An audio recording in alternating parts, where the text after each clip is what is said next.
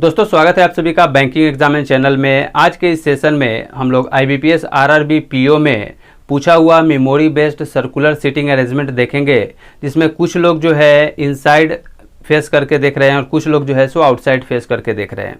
ठीक है, तो आइए इस सेशन को स्टार्ट करते हैं। बहुत अच्छा ये सर्कुलर सीटिंग अरेंजमेंट है, इसको बना के आपका काफ़ी ज़्यादा नॉलेज बढ़ेगा। साथ ही साथ मैं आपको कुछ टिप्स एंड ट्रिक्स भी बताऊंगा, जिसकी मदद से आपका कुछ टाइम सेव हो सकता है, आप बहुत जल्दी उसको बना लेंगे। ठीक है, तो आइए हम लोग क्वेश्चन आपके स्क्रीन पे दिख रहा होगा, आप मेरे साथ साथ पढ़ेंगे और उसको समझेंगे। ठीक है, तो देखिए आपको क्वेश्चन में दिया हुआ है यहाँ पे कि 8 persons A, B, C, D, E, F, G and H are sitting around a circular table।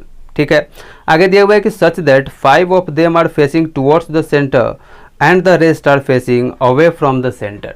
ठीक है, कहने का मतलब है कि आपको 8 लोग दिए हुए हैं और एक सर्कुलर सीटिंग अरेंजमेंट है, जिसमें जो है आपको 5 लोग जो हैं टुवर्ड्स द सेंटर फेस कर रहे हैं और बाकी का बाकी जो आपका 3 है वो आउटसाइड द सेंटर फेस कर रहे हैं। ठीक है, यहाँ तक आपको इस तरीके से इंस्ट्रक्शन दिया हुआ था, इसको बहुत फास्ट पढ़ना है आपको, क्योंकि इसमें ज़्यादा कुछ नहीं होता है।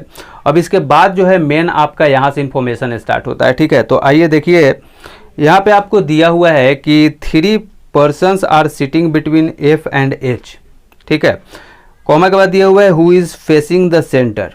ठीक है, यानी आपको 3 लोग जो हैं सो F और H के बीच में बैठे हुए हैं और आगे दिया हुआ है कि H जो है टुवर्ड्स द सेंटर की तरफ फेस कर रहा है। ठीक है, तो देखिए यहाँ से मैं आपको बहुत अच्छा एक ट्रिक बताने वाला हूँ, जिससे आपका टाइम सेव हो जाएगा। ये जो आपको क्लू दिया हुआ है कि F और H के बीच में 3 लोग बैठेंगे, ये बहुत ही इंपॉर्टेंट चीज़ है। ठीक है, आपको सबसे पहले मैं आपको डायग्राम के थ्रू समझाता हूँ ताकि आपको ज़्यादा समझ में आएगा।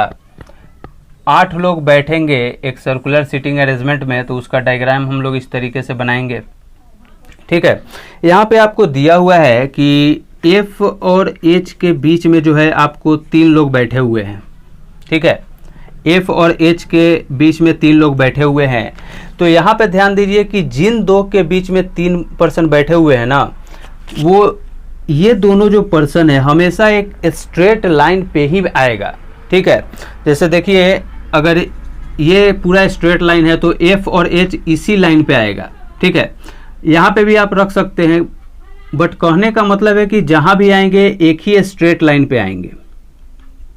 ठीक है, तो F अगर यहां आ रहा है आपका तो H यहां आ जाएगा। ठीक है, या फिर H को यहां रखिए, F को यहां रखिए, कहीं भी रखेंगे, लेकिन ये जो है F और H दोनों हमेशा एक ही स्ट्रेट लाइन पे आएगा। ये इसके कहने का मतलब था। ठीक है, और यहाँ से देखिए F और H के बीच में 3 लोग भी हैं। अगर आप इस डायरेक्शन में भी जाते हैं तो फर्स्ट सेकेंड थर्ड, यानी F और H के बीच में 3 लोग यहाँ बैठे हुए हैं। अगर इस डायरेक्शन से भी आप जाते हैं तो F और H के बीच में 1 2 3 बैठा हुआ है। ठीक है, तो ये काफ़ी ज़्यादा इंपॉर्टेंट ट्रिक्स था, जिसकी मदद से आपका टाइम सेव हो सकता है। ठीक है, अब आइए आगे यहाँ पे इंफॉर्मेशन में आपको दिया हुआ है कि C is second to the right of F and faces opposite direction to F। ठीक है, यानी F के राइट में सेकेंड C है, तो F का भी डायरेक्शन हम लोगों को नहीं पता है, तो यहाँ पे सिंपली हम लोग लिख देते हैं कि F के राइट में सेकेंड जो है आपका C आएगा। ठीक है, इसको हम लोग आगे देखेंगे। साथ ही साथ आपको दिया हुआ है and faces opposite direction to F, यानी C और F का जो डायरेक्शन है एक दूसरे से वो टोटली अपोजिट होगा। ठीक है, अगर C इनवर्ड देख रहा है तो F आउटवर्ड देखेगा, या फिर अगर C आउटवर्ड देख रहा है तो F जो है सो इनवर्ड देखेगा। इसके कहने का यही मतलब है। तो सिंपली हम लोग यहाँ लिख देते हैं इस तरीके से कि दोनों का डायरेक्शन जो है एक दूसरे से अपोजिट है। ठीक है, इस तरीके से हम लोग रिप्रेजेंट करेंगे यहाँ पे। अब आगे आइए देखिए, इन्फॉर्मेशन में आपको दिया हुआ है कि A sits third to the left of C। ठीक है, यानी C के लेफ्ट में थर्ड जो है आपका A आना चाहिए, ऐसा आपको इन्फॉर्मेशन में दिया हुआ है। अब आगे देखिए लिख रहा है G is one of the neighbours of E, यानी नेबर्स कहने का मतलब क्या है कि G और E जहाँ भी आएंगे साथ में आएंगे, इसके एक कहने का मतलब ये भी है। ठीक है, तो सिंपली हम लोग G और E को इस तरीके से लिख के सर्किल कर देते हैं कि जहाँ भी आएंगे दोनों एक साथ आएगा। ठीक है, अब आगे इन्फॉर्मेशन पर ये दिया हुआ है आपको कि 2 persons seat between G and B who is not neighbours of H, यानी G और B के बीच में आपका 2 लोग होने चाहिए।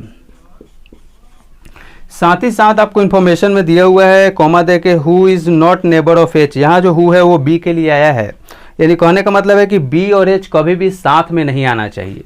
ठीक है, तो इसको हम लोग इस तरीके से लिख देते हैं बी और एच, और इसको सर्किल करके कैंसिल आउट कर दीजिए कि जब इस तरीके से दोनों कभी भी साथ में नहीं आना चाहिए। ठीक है, आगे का इन्फॉर्मेशन पढ़िए, आपको यहाँ पे दिया हुआ है कि जी डजंट फेसेस सी।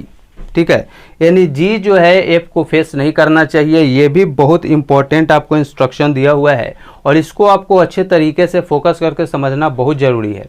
ठीक है, इसमें ट्रिक क्या है इस बात को समझिए। जहाँ भी आपको अगर दिया हुआ है कि कोई किसी को फेस कर रहा है, जैसे मान लीजिए यहीं पे दिया होता है कि जी फेसेस सी।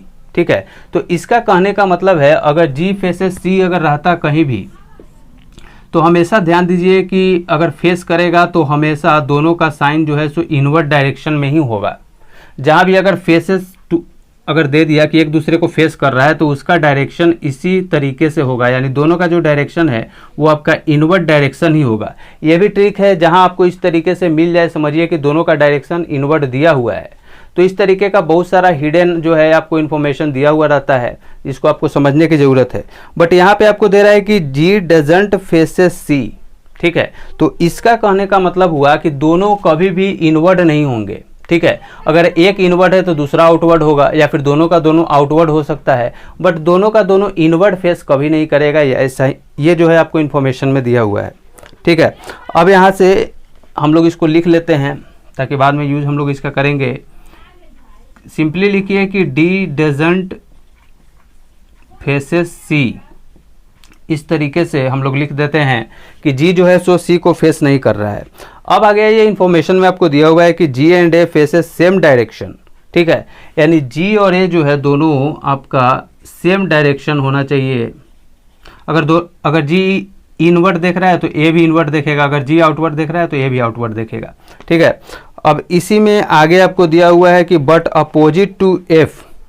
ठीक है, तो यहाँ पे समझिए कि जी जो है एफ के, जी और एफ का जो डायरेक्शन है वो अपोजिट है, साथ ही साथ ए और एफ का जो डायरेक्शन है ये भी एक दूसरे के अपोजिट डायरेक्शन में देखता है। ठीक है, तो इस तरीके से जितना भी इंफॉर्मेशन था सारा का सारा इंफॉर्मेशन हम लोगों ने लिख लिया है। ठीक है, अब आइए इसको हम लोग समझते हैं कि किस तरीके से इस क्वेश्चन को बनाना चाहिए और क्या हमारा अप्रोच होना चाहिए। ठीक है, तो आइए अब हम लोग देखते हैं कि इसको किस तरीके से बनाना चाहिए। तो देखिए, आपको यहाँ पे एफ और एच पता है, जबकि दिया हुआ था कि एच जो है आपका इनवर्ड फेस कर रहा है, ऐसा आपको इन्फॉर्मेशन में दिया हुआ था कि एच जो है सो इनवर्ड फेस कर रहा है। अभी कोई भी नहीं बैठा है तो एफ और एच को आप कहीं भी बैठाएंगे कोई प्रॉब्लम नहीं है। बट यहाँ पे मैंने आपको बताया था कि दोनों एक ही लाइन पे आएंगे, जिन दो के बीच में 3 का गैपिंग होता है वो दोनों का दोनों पर्सन जो है एक स्ट्रेट लाइन पे ही आएगा। ये बहुत अच्छा आपको कंसेप्ट मैं दे रहा हूँ, ये बहुत अच्छा ट्रिक है जिसके थ्रू आप डायरेक्टली बैठा सकते हैं कि दोनों जो है एक दूसरे के आमने सामने बैठेगा। ठीक है, एक ही लाइन पे बैठेगा। तो अब यहाँ से देखिए, अब हम लोग क्या कर सकते हैं, कहाँ से स्टार्ट करें, मैं बार बार हर एक वीडियो में बोलता हूँ। तो यहाँ पे देखिए एफ से रिलेटेड आपको दिया हुआ था तो हम लोगों ने इसका यूज कर लिया है। इसी से रिलेटेड और दिया हुआ है कि एफ के राइट में सेकंड सी होना चाहिए और सी और एफ का डायरेक्शन भी दिया हुआ है, और आपका सी के लेफ्ट में ए होगा, ऐसा भी इंफॉर्मेशन दिया हुआ है। यानी थोड़ा बहुत यहाँ से जो है आपको ज़्यादा इन्फॉर्मेशन दिया हुआ है, तो हम लोग यहाँ से स्टार्ट करते हैं। और यहाँ पे जितना भी है सारा का सारा आपको डायरेक्शन से रिलेटेड आपको इन्फॉर्मेशन दिया हुआ है। ठीक है, तो हम लोग यहीं से स्टार्ट करते हैं। बट देखिए एफ के राइट में सेकेंड सी होना चाहिए, बट अभी तक आपको एफ का डायरेक्शन नहीं पता है। ठीक है, तो इसके लिए हम लोगों को क्या करना पड़ेगा, एक हम लोग और ले लेते हैं यहाँ पे साइड में पॉसिबिलिटी। देखिए कुछ नहीं है, जितनी जल्दी आप बैठा पाएंगे यहाँ पे, सबको अरेंज कर पाएंगे, उतना ही जल्दी आपका बन जाएगा, और इससे ज़्यादा कुछ भी नहीं होता है। ठीक है, तो इस तरीके से जो यहाँ था उसी को हम लोगों ने पहले यहाँ लिख दिया है। अब देखिए एफ के राइट में सेकेंड सी होना चाहिए, तो इसमें आपको डायरेक्शन दो ही दिया हुआ है, एक है कि टुवर्ड्स द सेंटर, एक है कि आउटसाइड द सेंटर। ठीक है, तो इनवर्ड है और आउटवर्ड है, यही दो डायरेक्शन आपको दिया हुआ है। तो एफ क्या होगा, या तो ये इनसाइड हो सकता है या फिर ये आउटसाइड हो सकता है, तो यही दो पॉसिबिलिटी है। तो दोनों केस हम लोग बना देते हैं। फर्स्ट में हम लोग मानते हैं कि एफ जो है आपका इनसाइड फेस कर रहा है, और सेकेंड वाले में हम लोग मान लेते हैं कि एफ जो है आपका आउटसाइड फेस कर रहा है। यही दो डायरेक्शन आपको दिया हुआ था क्वेश्चन में, तो इस तरीके से हम लोग कर लिए। अब देखिए जैसे आपको एफ का डायरेक्शन पता चला, अब आप बैठा सकते हैं कि एफ के राइट में सेकेंड सी होना चाहिए। एफ अगर इनवर्ट देख रहा है, इसके राइट में सेकेंड होना चाहिए, तो राइट इधर होगा, फर्स्ट सेकेंड यानी सी जो है आपका यहाँ बैठ जाएगा फर्स्ट पॉसिबिलिटी में। अब ये सेकेंड में देखिए एफ जो है आपका आउटवर्ड देख रहा है, तो इसका राइट इधर होगा, राइट एफ के राइट में सेकेंड सी होना चाहिए, तो फर्स्ट सेकेंड यानी सी जो है आपका यहाँ आ जाएगा। ठीक है, तो इस क्लू का भी काम हमारा हो गया। अब इसी के नीचे देखिए आपको दिया हुआ है कि सी और एफ का जो डायरेक्शन है एक दूसरे के अपोजिट में है। ठीक है, यानी एफ अगर इनसाइड देख रहा है तो सी कहाँ देखेगा, आउटसाइड देखेगा। ठीक है, यानी अपोजिट डायरेक्शन कहने का मतलब तो यही हुआ। तो अब इस क्लू का भी हमारा काम हो गया। इसमें देखिए एफ जो है सो आपका आउटवर्ड देख रहा है, तो सी कहाँ देखेगा, इनवर्ड देखेगा। अपोजिट कहने का मतलब यही है, क्योंकि सी और एफ दोनों जो है एक दूसरे के अपोजिट में है। तो यहाँ तक हमारा हो गया। अब देखिए इसी में नीचे दिया हुआ है कि सी के लेफ्ट में थर्ड ए होना चाहिए, तो सी कहाँ है, यहाँ, और सी आउटवर्ड देख रहा है तो इसका लेफ्ट इस डायरेक्शन में होगा। तो सी के लेफ्ट में थर्ड, फर्स्ट सेकेंड थर्ड, यहाँ पे जो है आपका ए आ जाएगा। इस केस में हो गया। अब इस केस में आइए तो सी के लेफ्ट में थर्ड, ये इनवर्ड देख रहा है तो लेफ्ट इसका इस डायरेक्शन में होगा, तो फर्स्ट सेकेंड थर्ड यानी ए जो है आपका यहाँ बैठ जाएगा। ठीक है, ए आपका यहाँ बैठ जाएगा। तो इस क्लू का भी हमारा काम हो गया। यहाँ पे ध्यान दीजिए, बहुत अच्छा आपको मैं फिर से ट्रिक बताने वाला हूँ, जिसकी मदद से फिर से आपका टाइम जो है काफ़ी सेव हो जाएगा। तो यहाँ पे आप ध्यान दीजिए, फोकस के साथ देखिएगा। देखिए जी और ई दोनों कह रहा है कि नेबर है, यानी दूसरे तरीके से कहें तो दोनों का दोनों एक ही साथ बैठेगा। ठीक है, और यहाँ पे ट्रिक क्या है कि समझिए इस बात को कि जी और ई वहीं पे आएंगे जहाँ पे लगातार दो पैलेस जो है वैकेंट होगा, यानी खाली होगा, वहीं पे आएंगे। ठीक है, तो अब देखिए इस पॉसिबिलिटी में पहले हम लोग जी और ई को बैठा के देखते हैं। तो देखिए आपके पास सिर्फ और सिर्फ यही एक पैलेस दिख रहा होगा जहाँ पे दो पैलेस जो है एक ही साथ पे जो है दो पैलेस जो है आपका वैकेंट है। ठीक है, तो एक ही पैलेस है। अगर यहाँ बैठाते हैं मान लीजिए जी को, तो ई को बैठाने के लिए जगह नहीं है, क्योंकि अगल बगल में ऑलरेडी एफ और सी बैठ गया है।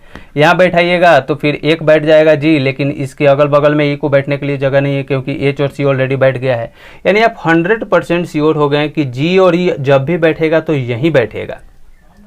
ठीक है, बट कहाँ जी आएगा, यहाँ आएगा जी या फिर यहाँ आएगा, ये कंफर्म नहीं है। तो ये कैसे कंफर्म होगा, तो ये आपका कंफर्म होगा इस क्लू की मदद से। ठीक है, तो देखिए जी और बी के बीच में दो लोग होने चाहिए। तो सबसे पहले हम लोग मान लेते हैं कि अगर जी यहाँ है और जी और बी के बीच में दो लोग हैं, तो एक दो छोड़ के बी को यहाँ बैठाने के लिए आपके पास जगह नहीं है, क्योंकि सी बैठ गया है। अब इधर से देखिए तो एक दो छोड़ के बी को यहाँ बैठाने के लिए जगह नहीं है, क्योंकि एच ऑलरेडी बैठ गया है। यानी जी आपका इस पैलेस पे कभी नहीं आएगा। ठीक है, यही दो पैलेस था जी के लिए, और जी अगर यहाँ नहीं आएगा तो 100% आपका जी जो है सो यहाँ आ जाएगा। ठीक है, और जी और ई दोनों साथ में बैठना था, तो जी यहाँ है तो आपका ई है, ई जो है सो यहाँ बैठ जाएगा। ठीक है, तो देखिए कितनी आसानी से हम लोग जो है बैठा लिए। इस तरीके के कंसेप्ट और ट्रिक को अगर आप समझिएगा तो आपका भी टाइम जो है काफ़ी बचेगा। ठीक है, तो ये हो गया। अब इसके बाद जो है, अब देखिए यहाँ पे दिया हुआ है आपको कि जी और बी के बीच में दो लोग होने चाहिए। तो जी यहाँ है, या तो इस डायरेक्शन में दो छोड़ के यहाँ बैठ जाए, या फिर इस डायरेक्शन में दो छोड़ के यहाँ बैठ जाए। बट देखिए जी और बी के बीच में दो लोग होने चाहिए। इधर से आप देखिए तो एक दो छोड़ के आप बी को यहाँ नहीं बैठा पाएंगे, क्योंकि बी को बैठाएंगे तो बी और एच एक साथ हो जाएंगे, जबकि क्लू में दिया हुआ था कि बी और एच दोनों साथ में नहीं आने चाहिए। ठीक है, अगर आप बी को यहाँ बैठाते हैं तो देखिए बी और एच एक साथ हो जाएगा, जबकि क्लू में दिया हुआ था कि दोनों साथ में नहीं आने चाहिए। तो यहाँ पे तो आपका बी नहीं बैठेगा, ये आप 100% श्योर हो गए। अब इस डायरेक्शन में देखिए तो एक दो छोड़ के आपका बी यहाँ बैठ जाएगा। ठीक है, कोई प्रॉब्लम नहीं है, बी आपका यहाँ बैठ जाएगा। इस केस में जितना भी था सारा बैठ गया। अब कौन बचा आपका इसमें, लास्ट एक ही बचता है, और वो है आपका डी। ठीक है, तो जितना था सारा का सारा यहाँ पे बैठ गया है। अब इस पॉसिबिलिटी में थोड़ा सा देखिए, तो यहाँ पे देखिए जी और ई दोनों साथ में आएंगे, कहने का मतलब है कि एक ही पैलेस पे एक ही साथ जो है दो पैलेस वैकेंट होना चाहिए। तो आपको इस पॉसिबिलिटी में सिर्फ यही दो पैलेस दिख रहा है। यहाँ तो बैठ नहीं पाएगा, क्योंकि एक बैठेगा तो दूसरे के लिए जगह नहीं है। सिमिलरली यहाँ भी नहीं है, एक बैठेगा तो दूसरे के लिए जगह नहीं है। बट यहीं पे वो दो पैलेस खाली है जहाँ पे जी और ई दोनों एक साथ आ सकते हैं। तो जी या तो जी यहाँ आएगा या तो यहाँ आएगा। जी और ई साथ में आएंगे तो या तो जी यहाँ आएगा या फिर यहाँ आएगा। तो कैसे हम लोग पता करें कि जी यहाँ आएगा या फिर यहाँ आएगा, कैसे कंफर्म होंगे? तो वो हम लोग इसकी मदद से होंगे। जी और बी के बीच में 2 लोग होने चाहिए। तो जी यहाँ है, अगर आप यहाँ से देखिए एंटी क्लॉकवाइज, तो 1 2 छोड़ के बी को बैठाने के लिए यहाँ पे जगह नहीं है, क्योंकि ऑलरेडी यहाँ पे एच बैठा हुआ है। ठीक है, अगर क्लॉकवाइज देखें तो 1 2 छोड़ के बी को यहाँ भी नहीं बैठा सकते हैं, क्योंकि सी ऑलरेडी बैठा हुआ है। तो इससे ये कंफर्म हो जाता है कि जी यहाँ नहीं आएगा। अगर यहाँ नहीं आएगा तो 100% जी आपका यहाँ आएगा। अब देखिए जी और बी के बीच में 2 लोग होने चाहिए और बी और एच दोनों साथ में नहीं आने चाहिए। तो जी यहाँ है, 1 2 छोड़ के आप बी को यहाँ नहीं बैठा पाइएगा, क्योंकि जैसे बी को बैठाइएगा बी और एच दोनों साथ में हो जाएगा, जबकि यहाँ पे नहीं होना चाहिए, आपको क्लू में दिया हुआ है। तो बी आपका यहाँ नहीं बैठेगा। अब यहाँ देखिए 1 2 छोड़ के आप बी को यहाँ 100% बैठा सकते हैं। ठीक है, तो ये हमारा जितना भी क्लू था इस सभी का काम हो गया दोनों पॉसिबिलिटी में। तो अब देखिए अगर जी यहाँ पे 100% हम लोग श्योर हो गए कि जी यहाँ बैठेगा और जी और ई दोनों साथ में आने चाहिए। तो जी यहाँ है तो ई आपका जो है सो यहाँ आ जाएगा।